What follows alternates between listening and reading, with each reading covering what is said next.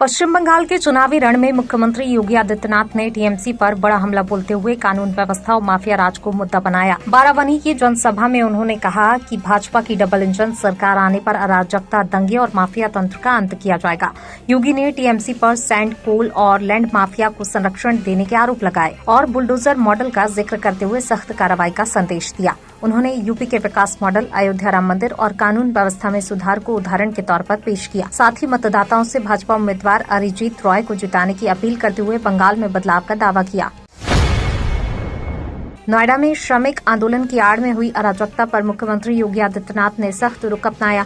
उनके निर्देश पर यूपी एसटीएफ ने मामले की जांच शुरू कर दी और दोषियों पर कड़ी कार्रवाई के आदेश दिए गए हैं। पुलिस ने 45 संदिग्ध अराजक तत्वों की पहचान कर उनकी तस्वीरें सार्वजनिक स्थलों पर चस्पा करने की तैयारी शुरू कर दी है ताकि उनकी पहचान जनता के सामने लाई जा सके। अब तक 396 से अधिक लोगों को हिरासत में लिया गया है, जबकि 66 आरोपी गिरफ्तार किए जा चुके हैं।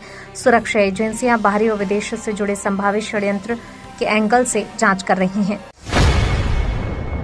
उत्तर प्रदेश में नारी शक्ति वंदन अधिनियम के प्रचार प्रसार के लिए संस्कृति विभाग ने विशेष अभियान शुरू किया जो 20 अप्रैल तक चलेगा। पर्यटन मंत्री जयवीर सिंह के निर्देश पर गुरुवार से इसकी शुरुआत होगी। अभियान के तहत सैंड आर्ट, नुक्कड़ नाटक, चित्रकला और लोकगीत और अन्य स्थानीय कला माध्यमों से महिलाओं के अधिकार, स्वावलंबन और सशक्तिकरण का संदेश लोगों तक पहुंचाया जाएगा। भाटखंडे संस्कृति विश्वविद्यालय हस्ताक्षर अभियान और फिल्म निर्माण करेगा, जबकि भारतेंदु नाट्य अकेडमी नुक्कड़ नाटकों के जरिए जागरूकता फैलाएगी। सरकार का उद्देश्य अधिनियम की जानकारी को गांव-गांव तक पहुंचाना और महिला भागीदारी को बढ़ावा देना है।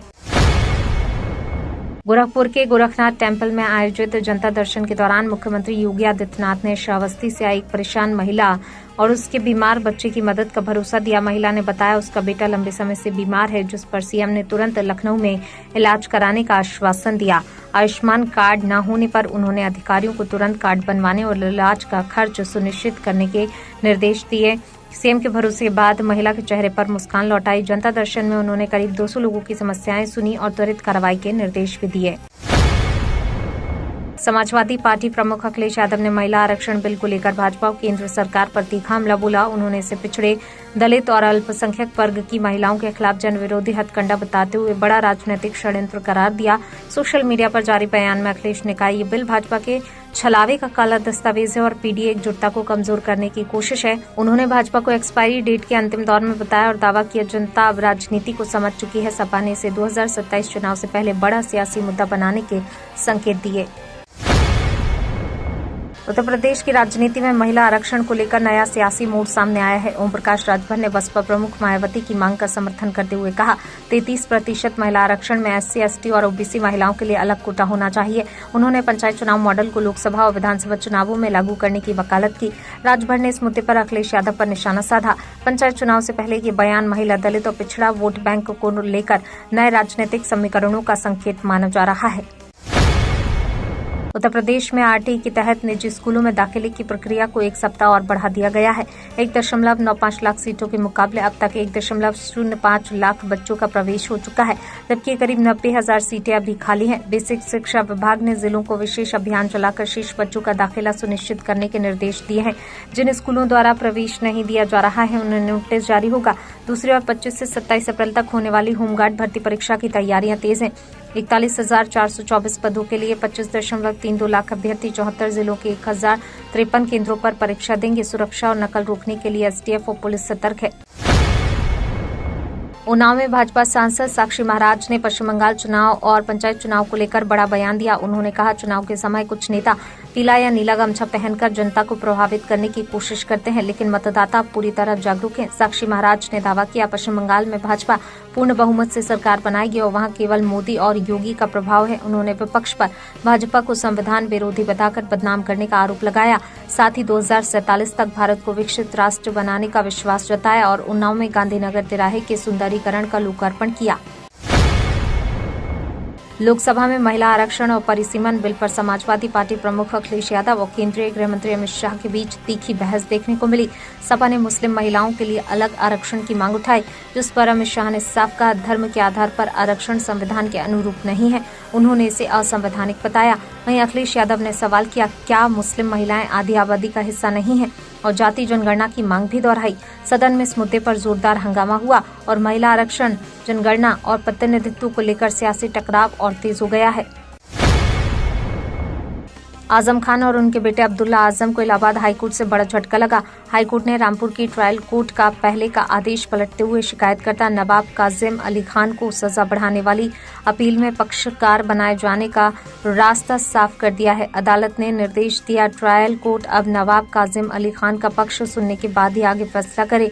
इसका मतलब है पैन कार्ड और पासपोर्ट मामले में आजम खान और अब्दुल्ला की सजा बढ़ाने की मांग पर सुनवाई और तेज होगी। 20 अप्रैल को इस मामले में अहम फैसला आने की संभावना भी बताई जा रही है। इटावा में सपा के राष्ट्रीय महासचिव शिवपाल सिंह यादव ने भाजपा पर तीखा हमला बोलते हुए कहा, धोखा देना भाजपा की फितरत में है और 2027 में उत्तर प्रदेश में हर हाल में समाजवादी पार्टी की सरकार बनेगी। ब्राह्मण महासभा सम्मेलन में उन्होंने दावा किया, सपा को ब्राह्मण सहित हर वर्ग का समर्थन मिल रहा है। शिवपाल ने महंगाई, बेरोजगारी, भ्रष्टाचार और किसानों की समस्याओं को लेकर भाजपा सरकार को घेरा। उन्होंने कहा, प्रदेश में कानून व्यवस्था बिगड़ चुकी है और यही जन विरोधी नीतियां 2027 में सत्ता परिवर्तन का कारण बनेंगी। सपा लगातार संगठन मजबूत कर रही है और चुनावी तैयारी तेज कर दी गई है। महिला आरक्षण संविधान संशोधन बिल को लेकर सियासी घमासान तेज हो गया है। कांग्रेस नेता जयराम रमेश ने केंद्र सरकार पर निशाना साधते हुए कहा कि परिसीमन आयोग भाजपा के लिए बहुमत हासिल करने का हथियार बन सकता है। उन्होंने आरोप लगाया, महिला आरक्षण को परिसीमन से जोड़ना कई राज्यों के प्रतिनिधित्व को प्रभावित कर सकता है। जयराम रमेश ने स्पष्ट कहा कि कांग्रेस महिलाओं को 1/3 आरक्षण देने के पक्ष में है और इसे 2029 लोकसभा चुनाव से लागू करने की मांग कर रही है, लेकिन परिसीमन प्रावधानों का विरोध करेगी। इस मुद्दे पर संसद और राजनीतिक गलियारों में बहस तेज हो गई है, जिससे आगामी चुनावी राजनीति पर बड़ा असर पड़ सकता है। मेरठ के शास्त्री नगर स्थित सेंट्रल मार्केट में जारी धरने के दौरान बुधवार को कांग्रेस नेताओं और पुलिस के बीच तीखी नोकझोंक देखने को मिली। धरने पर बैठी महिलाओं के बीच पहुंची कांग्रेस नेत्री रीना शर्मा को पुलिस ने वहां से हटने को कहा, जिस पर माहौल गर्म हो गया। नौचंदी थाना इंस्पेक्टर अनूप सिंह ने स्पष्ट कहा, केवल प्रभावित लोग ही धरने पर बैठे, इसे राजनीतिक मंच न बनाया जाए। इस दौरान कांग्रेस के पूर्व जिलाध्यक्ष अवनीश काजला और अन्य नेताओं की भी पुलिस से बहस हुई। दुकानों की सीलिंग और अवैध निर्माण के विरोध में स्थानीय लोगों का धरना लगातार जारी है, जिससे इलाके में तनाव बना हुआ है। गाजियाबाद के इंदिरापुरम थाना क्षेत्र के कनवानी गांव में गुरुवार दोपहर लगी भीषण आग ने सैकड़ों परिवारों को बेघर कर दिया। शुरुआती जानकारी के मुताबिक 500 से अधिक झुग्गियां आग की चपेट में आ गई और कई गैस सिलेंडर एक-एक कर फटने से पूरे इलाके में दहशत फैल गई। आग की लपटें दूर दूर तक दिखाई दी, जबकि करीब 6 बच्चों के लापता होने की आशंका जताई जा रही है। हालांकि प्रशासन ने अभी इसकी आधिकारिक पुष्टि नहीं की है। मौके पर दमकल की गाड़ियां और पुलिस प्रशासनिक अधिकारी राहत बचाव कार्य में जुटे हैं। आग लगने के कारणों की जांच शुरू कर दी गई है। 17 अप्रैल 2026 को उत्तर प्रदेश खासकर पश्चिमी यूपी में गर्मी का असर और तेज रहेगा। मेरठ, गाजियाबाद, नोएडा और आसपास के जिलों में दिन का अधिकतम तापमान 40 से 42 डिग्री सेल्सियस तक पहुंचने की संभावना है, जबकि न्यूनतम तापमान 24 से 26 डिग्री के बीच रह सकता है। आसमान हल्का धुंधला और आंशिक बादलों से ढका रहेगा, लेकिन बारिश की संभावना बेहद कम है। दोपहर में गर्म हवाएं लोगों की परेशानी बढ़ा सकती हैं। वेस्ट यूपी के शहरों में एयर क्वालिटी खराब रहने की आशंका है, इसलिए बच्चों और बुजुर्गों को सावधानी बरतने की सलाह दी गई है। तो ये थी आज की 15 फटाफट खबरें। अगर आपको वीडियो पसंद आया तो वीडियो को लाइक, शेयर व कमेंट जरूर करें।